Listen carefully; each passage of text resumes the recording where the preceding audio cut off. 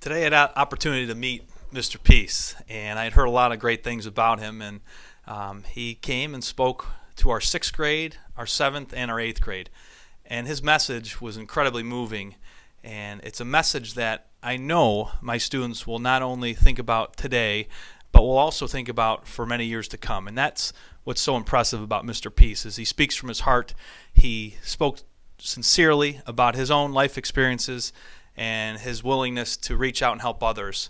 In addition to that, he stayed for all three lunches, which as someone that's been administrator for over 10 years, folks who come in and present to our kids, that doesn't always happen.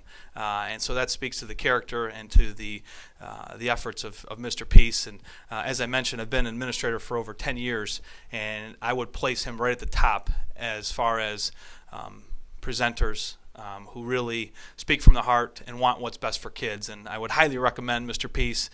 He's somebody that is in our community, and I think it's just an awesome thing that he's been a part of our school community now, and it's a privilege and an honor to have him here at our school.